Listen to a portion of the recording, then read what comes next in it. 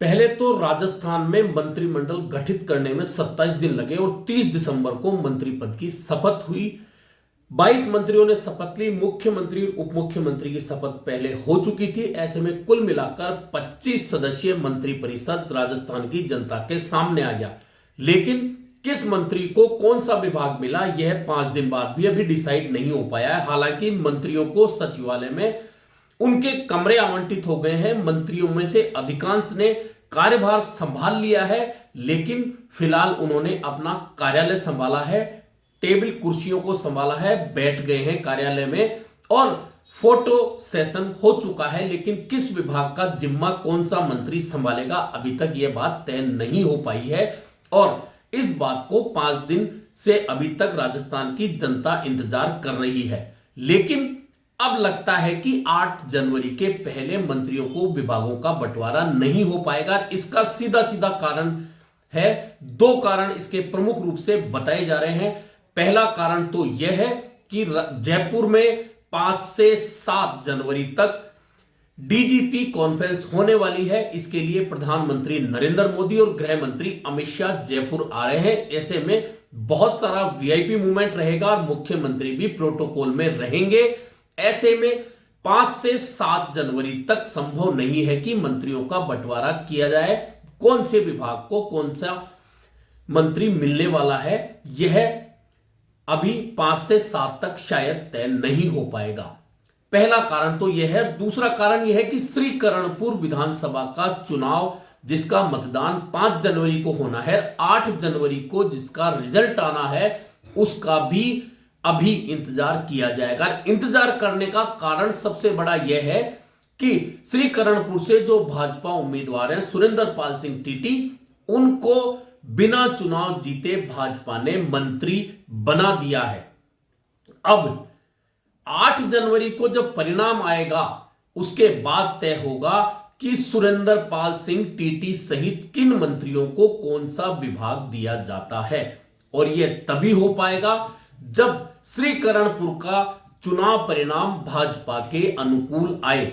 हालांकि जिस दिन चलते चुनाव के बीच में से 30 दिसंबर को सुरेंद्र पाल सिंह टीटी को जयपुर बुलाकर मंत्री पद की शपथ दिलाई गई, तो एक संदेश तो बहुत स्पष्ट रूप से चला गया कि शायद सुरेंद्र पाल सिंह टीटी की स्थिति करणपुर चुनाव में इतनी अच्छी नहीं थी और कांग्रेस उम्मीदवार के पक्ष में लोगों की सहानुभूति बन रही है, क्योंकि उनके पिता गुरमीत सिंह कुन्नर का निधन हुआ है और उसकी सहानुभूति कांग्रेस उम्मीदवार और गुरमीत सिंह कुन्नर के पुत्र रूपिंदर सिंह कुन्नर के पक्ष में जा रही है। यह संदेश उस दिन ज्यादा मजबूती के साथ पूरे राजस्थान में चला गया, जिस दिन सुरेंद्र पाल सिंह टीटी को बिना चुनाव जीते ही मंत्री बना दिया गया।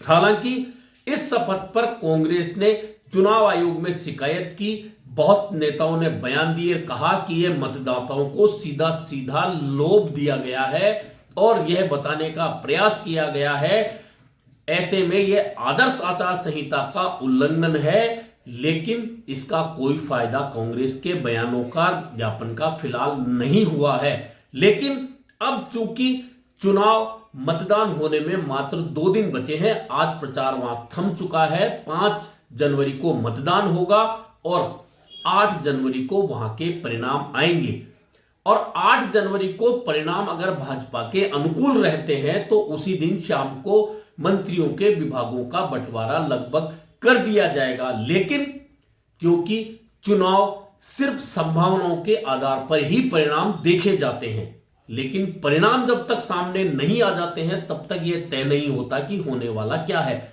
ऐसे में करणपुर विधानसभा चुनाव का परिणाम सभी के मन में उत्सुकता पैदा कर रहा है। दरअसल 199 सीटों में से भाजपा 115 जीत चुकी है और निर्दलीय भी भाजपा के साथ हैं जो 8 जीतकर आए।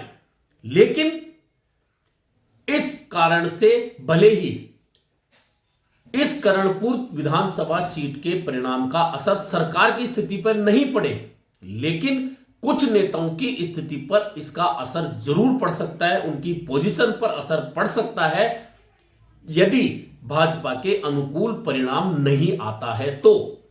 उसके बाद समस्या यह होगी कि एक तो सुरेंद्र पाल सिंह टीटी को या तो मंत्री पद छोड़ना होगा या फिर संवैधानिक रूप से वे 6 महीने तक मंत्री रह सकते हैं बिना निर्वाचित हुए। लेकिन 6 महीने में क्या भाजपा उन्हें किसी और ऐसी सीट से जिताकर मंत्री पद दे सकेगी? लेकिन यह तभी संभव होगा जब 6 महीने में कोई दूसरी विधानसभा सीट सुरेंद्र पाल टीटी के अनुकूल रिक्त हो, या फिर लोकसभा चुनाव में कुछ विधायकों को चुनाव लड़ाया जाए और वहां जो सीट खाली हो उस पर से सुरेंद्र पाल सिंह टीटी को चुनाव लड़वाया ही नहीं जाए बल्कि जिताकर भी लाया जाए, तभी वे मंत्री रह सकते हैं, अन्यथा उन्हें मंत्री पद से हटना पड़ेगा। यही एक बड़ा कारण है कि अब तक विभागों का बंटवारा नहीं हो पा रहा है। दोनों कारण इसके साथ हैं।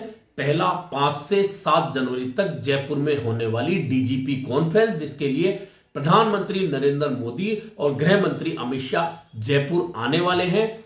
7 को जब कॉन्फ्रेंस खत्म हो जाएगी और 8 को जब परिणाम आ जाएगा कर्णपुर विधानसभा सीट का, उसके बाद तय होगा कि आखिरकार मंत्रियों के विभागों का बंटवारा किस प्रकार से हो और किस मंत्री को क्या जिम्मेदारी मिले।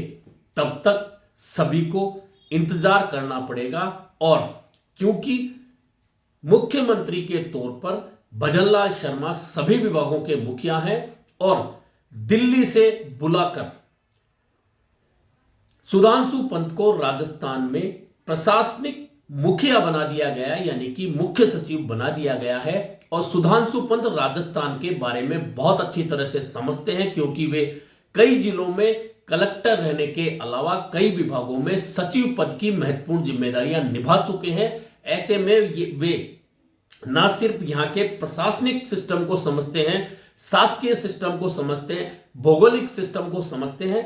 ऐसे में जब तक मंत्रियों के विभागों का बंटवारा नहीं हो जाता तब तक मुख्यमंत्री भजनलाल शर्मा और प्रशासनिक मुखिया यानी कि मुख्य सचिव सुधांशु पंत राजस्थान की प्रशासनिक और शासकीय बागडोर को देखते रहेंगे।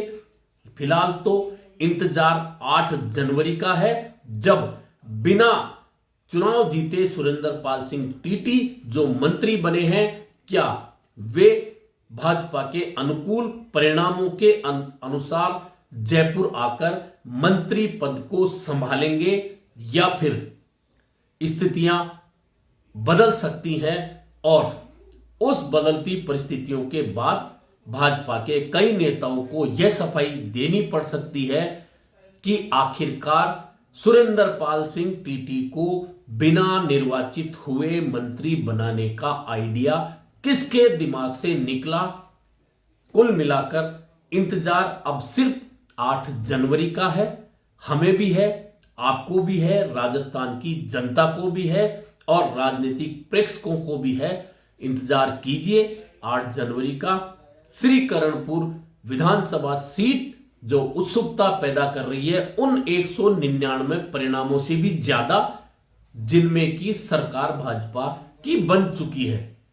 ऐसे में अभी आज के लिए इतना ही। कल मिलते हैं एक नई समीक्षा के साथ।